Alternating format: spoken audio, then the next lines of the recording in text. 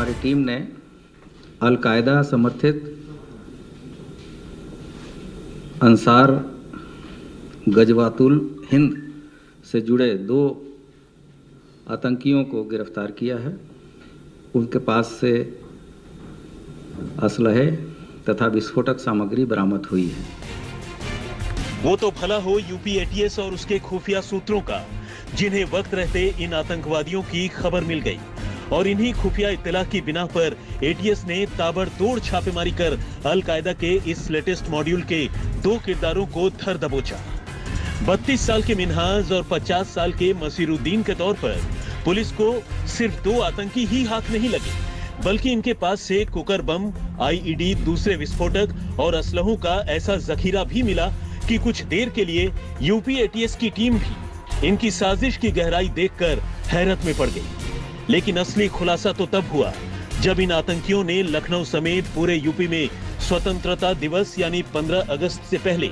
भयानक serial blast की साजिश का खुलासा किया और ये भी बताया कि इस बार साजिश में मानव बमों का भी इस्तेमाल होना था। जी हां, मानव बमों का, यानी ऐसे सिरफिरे लोगों का जो अक्सर अफगानिस्तान और पाकिस्तान में होने वाले धमाकों की तर्ज पर बेगुनाहों की जान लेने के लिए खुद को भी बम से उड़ा लेने के लिए तैयार थे। इन लोगों ने उमर हलमंडी के निर्देश पर तथा अपने अन्य साथियों के सहायता से 15 अगस्त के पूर्व उत्तर प्रदेश के विभिन्न शहरों में, विशेषकर लखनऊ के महत्वपूर्ण स्थानों, स्मारकों, भीड़भाड़ वाले इलाकों में विस्फोट करने, मानव बम आदि द्वारा आतंकी घटना कारित करने की तैयारी में थे। जो यूपी एटीएस का ऑपरेशन चल रहा था, वो इस घर से एक ऐसा विस्फोटक मिला जिसको हैंडल करने के लिए यूपी एटीएस को बम डिस्पोजल स्क्वाड को बुलाना पड़ा। बम डिस्पोजल स्क्वाड के जो एक्सपर्ट लोग थे वो आए, तब उस जो सामान को है वो तब ले जाया जा सका।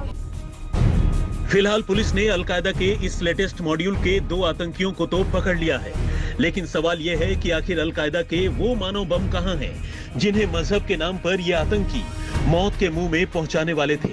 और जो खुद अपनी जान गंवाकर बेगुनाहों की जान लेना चाहते थे। जाहिर है एटीएस के लिए न सिर्फ अब इन चलती फिरती मौतों की सही तादाद का पता लगाना बेहद जरूरी है, बल्कि जल्द से जल्द उन तक पहुंचना एटीएस के लिए एक बड़ी चुनौती है। लेकिन मानव बमों वाली इस पूरी साजिश को समझने से पहले आइए रविवार को हुई एटीएस की पूरी कार्रवाई पर एक बार निगाह डाल लेते हैं। एटीएस को लखनऊ समेत पूरे यूपी में सीरियल ब्लास्ट की साजिश रचते अल-कायदा के इस मॉड्यूल की जानकारी मिली थी।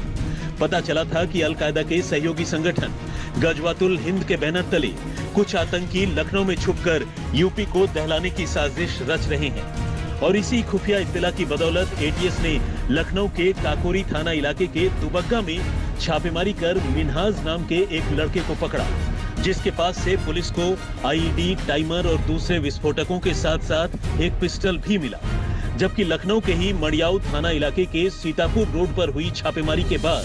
पुलिस ने मसीरुद्दीन नाम के एक शख्स को गिरफ्तार किया, जिसके पास से नए खरीदे गए 2 pressure cooker, IED, 2 hand grenade और दूसरे विस्फोटकों के साथ साथ कई दूसरी आपत्तिजनक चीजें भी मिली। और तो और इनके ठिकानों से पुलिस को कुछ जले हुए दस्तावेज भी मिले, जो शायद पुलिस की छापेमारी की भनक मिलने पर इन आतंकियों ने राज छुपाने के इरादे से जला दिए। इसी के साथ मिन्हाज के पास से पुलिस को लखनऊ के इंटीग्रल यूनिवर्सिटी का स्टिकर लगी हुई एक कार भी मिली, जिसका इस्तेमाल आतंकी गतिविधियों में किया जा रहा था। फिलहाल पुलिस ये पता लगा रही है कि ये स्टिकर जेन्युइन है या फेक, और अगर ये जेन्युइन है तो मिन्हाज का इंटीग्रल यूनिवर्सिटी से आखिर क्या और कैसा संबंध है। लेकिन ये तो रही यूपी एटीएस की छापेमारी और आतंकियों के ठिकाने से बरामद हुई चीजों की कहानी। इन आतंकियों को किस तरह सरहद पार यानी पाकिस्तान में बैठे आतंकी हिंदुस्तान में दहशत फैलाने के लिए दिशा निर्देश दे रहे थे, वो जानना भी बेहद जरूरी है। एटीएस की अब तक की तफ्तीश से पता चला है